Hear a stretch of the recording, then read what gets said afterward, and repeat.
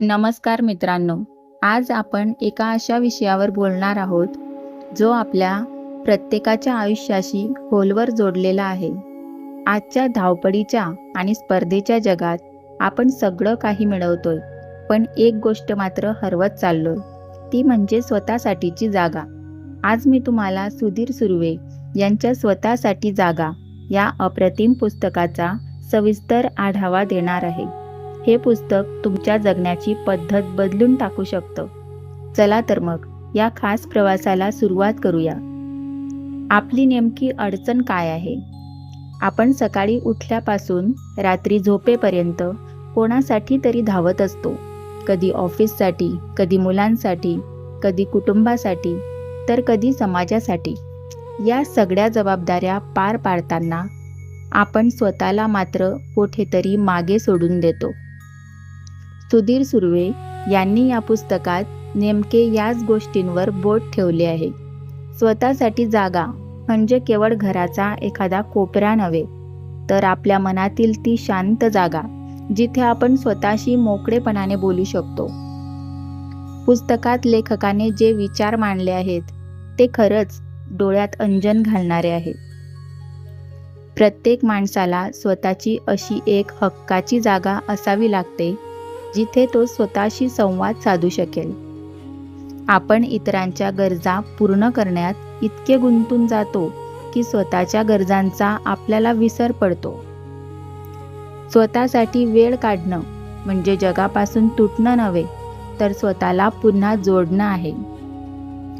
मनाची शांतता ही बाहेरच्या जगात नाही, तर स्वतःच्या आत निर्माण केलेल्या जागेत असते.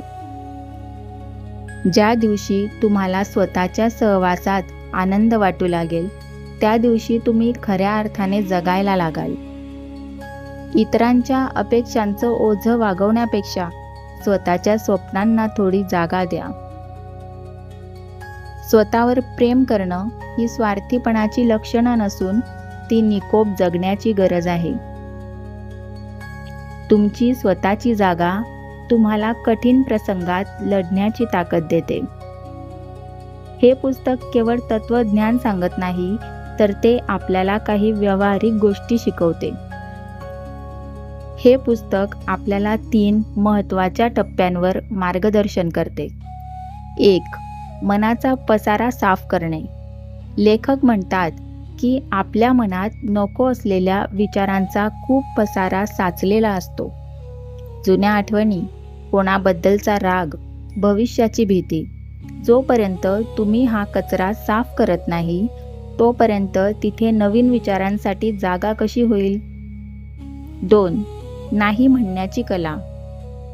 अनेकदा आपण केवळ लोक काय म्हणतील किंवा समोरचा दुखावेल या भीतीने प्रत्येक कामाला हो म्हणतो. पुस्तक आपल्याला शिकवते की प्रत्येक वेळी हो म्हणणे म्हणजे स्वतःच्या वेळेची चोरी करणे होय. स्वतःसाठी जागा हवी असेल तर काही गोष्टींना ठामपणे नाही म्हणायला शिका. 3. एकांताचा उत्सव. बहुतेक लोकांना एकटं राहायला भीती वाटते, पण लेखक सांगतात की एकटेपणा आणि एकांत यात फरक आहे. एकटेपणात दुःख आहे, पण एकांतात स्वतःचा शोध आहे. दिवसातला थोडा वेळ असा ठेवा जिथे मोबाईल नसेल, लोक नसतील, फक्त तुम्ही आणि तुमचे विचार असतील. हे पुस्तक कोणी वाचायला हवे? तर ज्यांच्यावर कामाचा खूप ताण आहे आणि ज्यांना मानसिक शांतता हवी आहे. ज्या स्त्रिया घर आणि ऑफिस सांभाळताना स्वतःची स्वप्न बाजूला ठेवतात. त्याचप्रमाणे असे तरुण जे करिअरच्या स्पर्धेत स्वतःची ओळख हरवून बसले आहेत. ज्यांना असं वाटतं की आपलं आयुष्य फक्त इतरांच्या अटींवर चाललंय. आणि प्रत्येक त्या व्यक्तीने ज्याला स्वतःवर पुन्हा प्रेम करायचं आहे. व्हिडिओ संपल्यानंतर लगेच एक गोष्ट करा. 10 मिनिटे शांत बसा, डोळे मिटा आणि स्वतःला विचारा, मी शेवटचं स्वतःसाठी मनापासून काय केलं होतं? हा छोटासा प्रश्नच तुमच्या स्वतःच्या जागेचा शोध सुरू करेल. मित्रांनो, सुधीर सुर्वे यांचं स्वतःसाठी जागा हे पुस्तक म्हणजे आपल्याला मिळालेली एक संजीवनी आहे. हे पुस्तक वाचताना असं वाटतं की कोणीतरी आपलं मन हलकं करतंय. आयुष्यात कितीही गडबड असली तरी स्वतःसाठी दिवसातला अर्धा तास तरी काढा. स्वतःशी संवाद साधा, कारण जो स्वतःला ओळखतो तोच जग जिंकू शकतो. तुम्हाला आजचा हा व्हिडिओ कसा वाटला? तुम्ही स्वतःसाठी वेळ काढता का? आणि जर काढत नसाल तर आजपासून सुरुवात करणार का? मला कमेंट्समध्ये नक्की कळवा. अशाच प्रेरणादायी पुस्तकांबद्दल आणि विचारांबद्दल जाणून घेण्यासाठी आमच्या चॅनलला नक्की जोडून राहा. पुढील व्हिडिओमध्ये आपण अशाच एका छान विषयावर बोलूया. स्वतःची काळजी घ्या आणि स्वतःसाठी थोडी जागा नक्की राखून ठेवा.